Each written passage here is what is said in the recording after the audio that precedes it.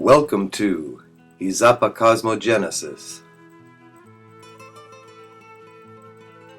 Izapa, where sky meets earth, where mankind celebrates creation.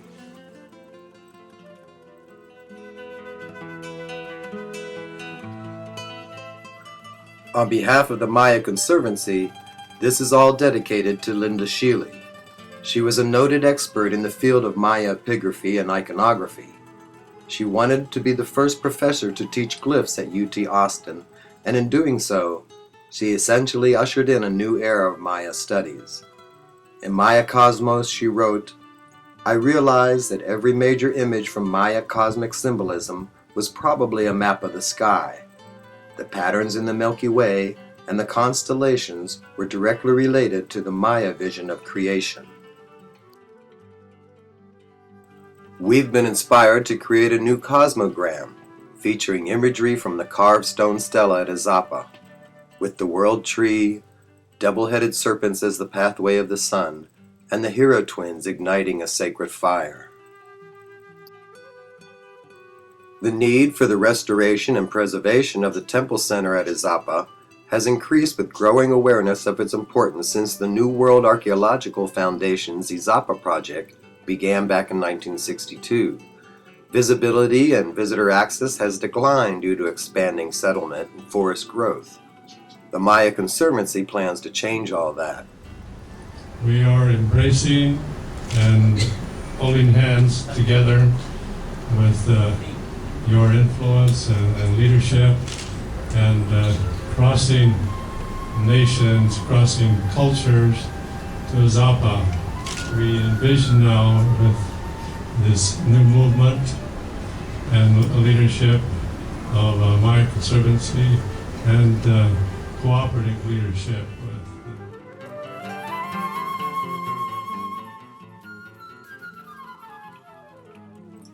It all began around 1500 BC. Early settlers on the Pacific coast of southern Mesoamerica approached the two highest mountains in Central America, Tacana and Tajumulco, in search of a microcosmic center. Rivers, mountains, and astronomy led them here. The mountains would have been perceived to be the first land to emerge from the primordial waters of creation, as related in the Popavu creation myth. The first building at Izapa was a small ceremonial platform oriented to these mountain peaks. They came to the Izapa latitude with a sacred 260-day almanac day count to be measured from the sun's zenith on August 13th to winter solstice, and back to zenith again on April 30th. This was first observed by Vincent Malmstrom in 1973. The zenith sun on August 13th is conceived as the day in the year when the world was created in the remote past, in 3114 BC, according to the Maya calendar. Izapa's specific location was pinpointed where Venus, the cosmic sign of creation birth, could be viewed rising from the cauldron of the Tajumulco volcano at its northern standstill. Stela 50, with an astronomical alignment, celebrates this event. Similarly, the December solstice sun rises from Tajumulco, aligned with the ascending god on Stela 9. A Smithsonian National Geographic Society expedition to Izapa was the stimulus for the New World Archaeological Foundation Izapa project. Their excavations revealed a massive, late pre-classic temple center that was built rapidly by a dynamic, new cultural influence of bearded foreigners related to Levanta and Kaminalhuyu that arrived in the wake of the Olmec civilization decline in the 5th century BC. The main temple complex, based on a master plan, spanned a square kilometer. It was no random construction. Design plans for the temple with 10 plazas and over 140 stone sculptures use geometry, standard measure, astronomy, and topography in a master design as decoded by archaeologist Garth Norman. A high zenith sun pyramid stood at the center. The geometric design format was derived from nature, as can be seen in the sun's refracted light rays on winter solstice through a window between three stelae in front of Mound 30. Standard measure for mapping is seen in the base panel triangles of Stela 5, which is a map, to scale, of the central east-west axis of 6 mounds. Stela placed on the 4 sides of Plaza are dedicated to 3 lunar months of the 4 seasons. They can be read, in part, in sequence like the pages of a codex. Garth has also been able to find Zolt skiing calendar dates in sequence, from the autumn equinox new year on Stela 12 to the dedicatory calendar round date of 1 Emish 4 Pop, correlated to 176 BC. It is all due to the slow westward shift of the equinoxes along the plane of the ecliptic, resulting from precession of Earth's axis of rotation and causing the equinoxes and solstices to occur earlier each sidereal year. A complete precession requires 25,800 years, and it is what causes our sun to slowly align over the cosmic womb, the crossroads of creation, in our era around 2012. This cosmic drama, along with many others at Izapa, warrants labeling the entire temple complex as a temple to the sun. Further illustration is found in the zenith sun that celebrates creation on August 13th. The large central mound 60 represents the cosmic mountain and zenith navel of the universe, which is the critical conduit of optimum power connected to the highest heaven. From the main southwest corner mound of the temple layout, one can observe the zenith sun's rise over the central mound 60. In the northern center of Plaza B, 3 pillar balls and a throne celebrate zenith. They were set up to align to zenith sunrise and sunset to mark the calendar circuit for the sun's 260-day southern passage as discovered by Garth Norman in 1980. Izapa's heyday waned at the end of the Heiho phase in 100 AD, when occupation shifted to a new, smaller temple in the northern Group F. Religious change is reflected in a cosmic restoration. Here summer solstice rises from the Tahamuko peak, which replaced the Venus rise that was viewed from the old temple. Ritual offerings continue to be buried in the old temple. This reveals valued reverence that must have contributed to the preservation of Izapa and its monuments. Izapa's high civilization and pilgrimage center influenced peoples across the Mesoamerican landscape and beyond. Linda Sheely identified the crocodile canoe as the Milky Way as it pivoted in the night sky from horizontal to vertical. Horizontally, the Milky Way was the crocodile canoe carrying First Father. As the Milky Way became vertical, the tail of the crocodile became the head of the newly born maize god. We have many representations of sky canoes and cosmic paddlers on stela at Izapa.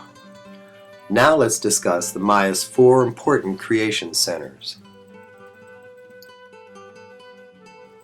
The first creation center, important to the ancient Maya, was actually inherited in pre-Maya times from the strong Asiatic shamanic tradition that came over.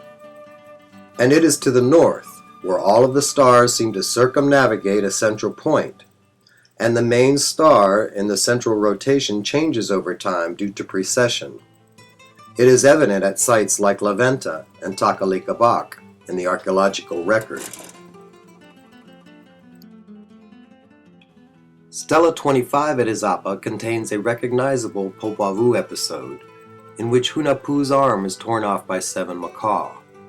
Since 7 macaw is identified by Linda Sheely as the Big Dipper of the polar region, John Major Jenkins suggests that the fall of 7 macaw involved the demise of an old cosmological system centered upon the polar region. The shamanic concern with determining new centers for creation is central to understanding this cosmological shift.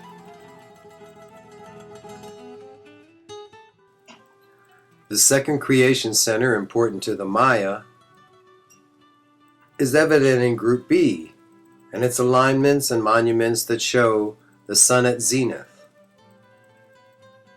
At Izapa's latitude, the sun actually passes overhead at zenith twice a year, dividing the year into two periods, and one of those periods between the equinoxes is 260 days, and researchers think this is the basis of the sacred Tzolk'in calendar that spread throughout the rest of the Maya world. Izapa is also famous for its electromagnetic sculptures. It's amazing that they could find stones to sculpt that had these qualities and will affect even today your compass going around and around in either direction. The Great Ball Court in Group F at Izapa is associated with the Maya's fourth creation center and is aligned with the sunrise on the winter solstice. There are many important monuments around the Great Ball Court, and you can see male and female symbolism, First Father afloat in a canoe, and our nice little Bufus toad in Stela 6 with a canoe traveler on his tongue. The other most important one is Stela 11, which shows First Father in a stance of movement and measure, birthing from the mouth of the crocodilian monster on the ecliptic, itself associated with 2012. Be an origin place for the Maya cosmology and the long count calendar that gives us the 2012 cycle ending date. So for the Maya of today to go to Izapa and perform ceremony and ritual is historic. You know, Izapa is known as the birthplace of time. Somehow the ancient sky watchers, in tune to the fact that at some time in the future, the sun would align over their fourth creation center, the cosmic womb. They consciously set their long count calendar to turn over on 4 Ahau 3 Can Keen, and I believe they chose a date when Venus would be there to witness the birth of the new sun also. Then they consciously chose a time during a calculated, intense solar cycle.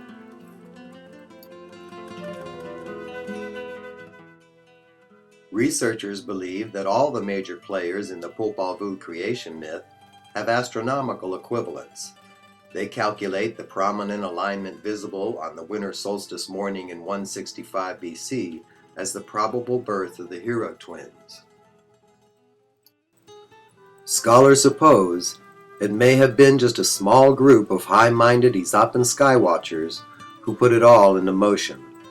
After setting their long count calendar end date to the winter solstice in our era of 2012, they set the beginning of their 5,125-year cycle to August 13th, 3114 BC, a day when the sun was at zenith over Creation Center number 2.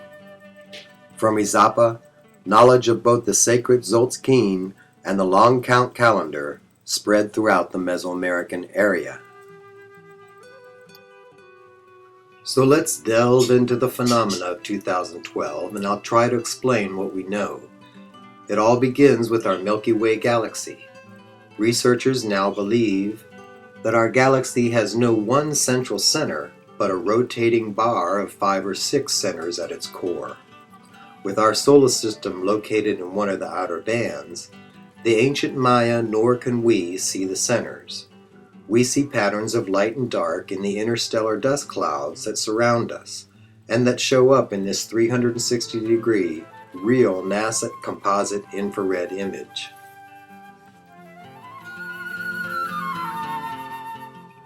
Our solar system has all of the planets revolving in a 15-degree arc or solar plane. Then we're also surrounded 360 degrees by the arc of intense stars of the Milky Way galaxy. If we concentrate on the pathway of the sun and the moon and the planets, this is the arc of the ecliptic. And if we take that arc of the ecliptic and turn it 90 degrees, as we're used to viewing from here on Earth, we have the two arcs, with the planets and moon and sun overhead, and the galaxy surrounding us. By simpling it all down to just the two arcs, you can see there are two places where they intersect. To the Maya, these crossroads in the sky are their two most important creation centers, our third and fourth creation centers in my discourse here.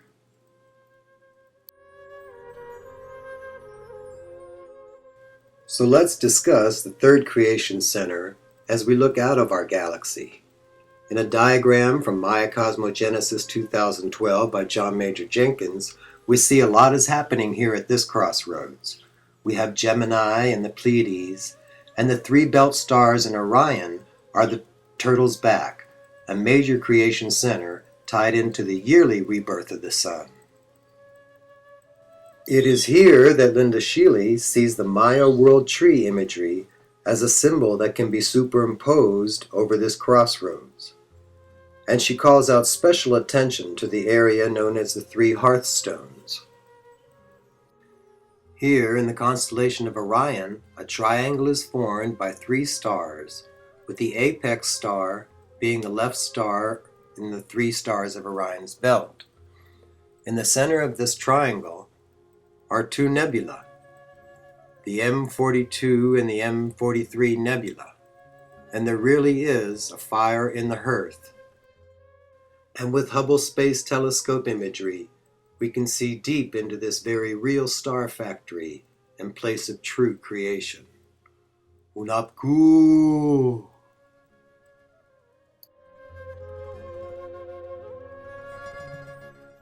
As we take a look at the fourth creation center, we can take looking at the actual galactic center out of the equation. The ancient Maya were looking at the crossroads that marks the cosmic womb. It is a very prominent area in the nighttime sky.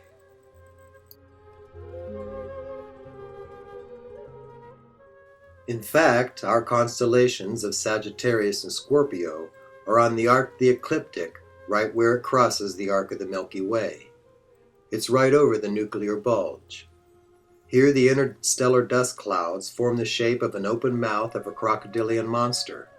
It is the Mayans' dark rift, road to Xibalba, and the cosmic womb. It is where our sun will align in 2012.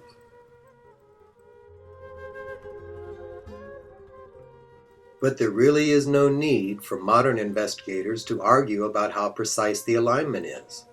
The ancient Maya were only anticipating when the new solar sun would be birthed from the womb at the cosmic crossroads.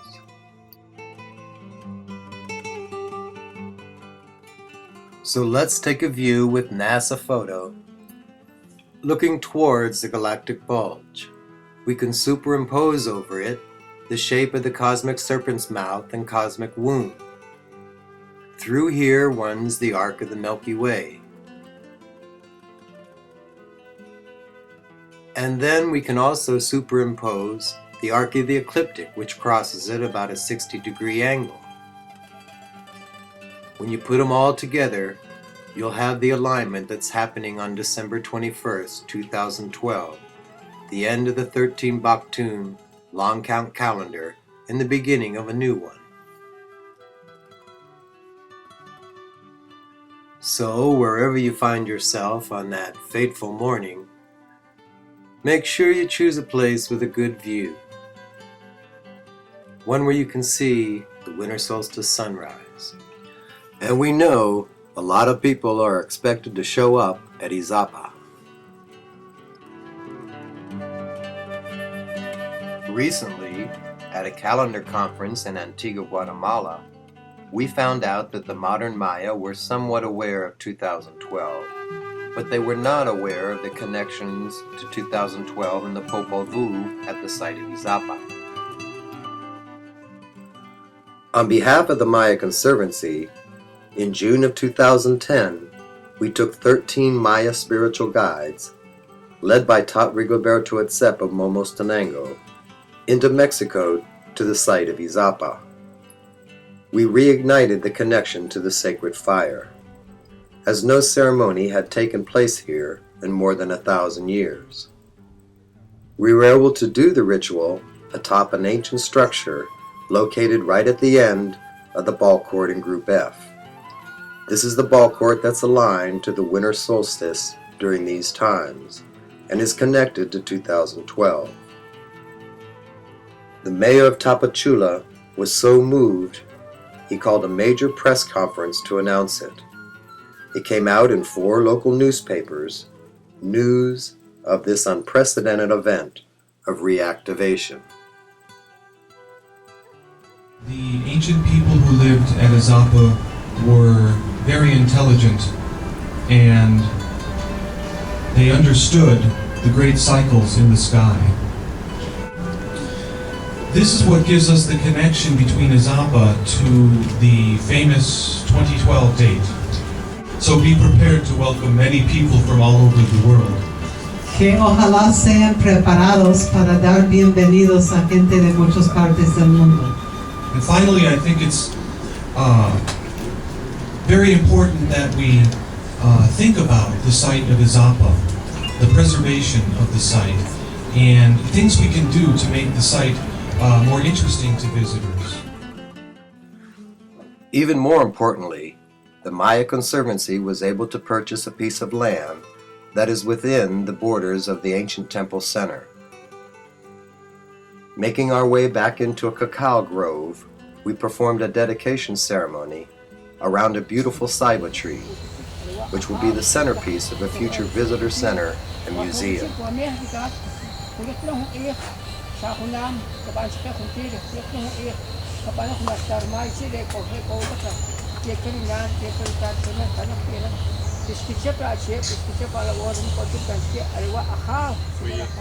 surround in the circle a tree of thy creation, symbolic of the tree of life, that has stretched from thy creations through eternity to our time and beyond.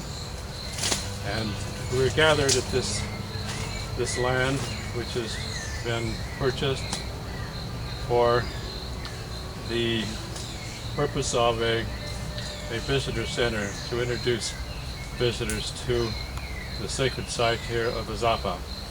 And we, at this time, add to prayer and dedication of our Maya brothers, the dedication of this land, and all that will be built here and shared here, the truth and knowledge may go forward from this spot to enrich the lives of all who come to visit and share the rich culture, heritage, religion, and worldview of this sacred site that has been preserved throughout the centuries for our day. And we dedicate this. Help support our efforts to preserve the Maya legacy by joining the Maya Conservancy at www.themayaconservancy.org. Also join us on a special Maya adventure to Guatemala and Izapa, July 8th through the 18th of this year. We'll attend the next 8 Bat ceremony with Tat Rigoberto Etzep of Momostenango. We'll also perform another ritual fire ceremony at Izapa, this time with permission from the state's INA archaeologists to do it right next to the ball court.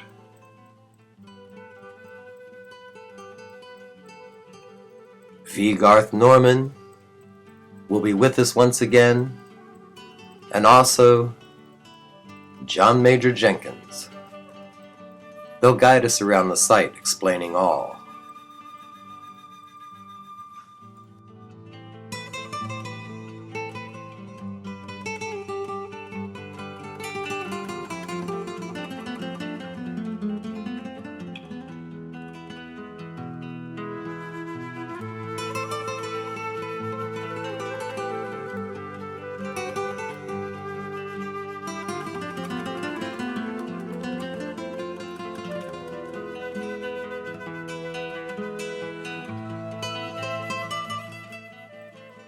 Avoid the crowds and mayhem of 2012. by joining us at Izapa Now.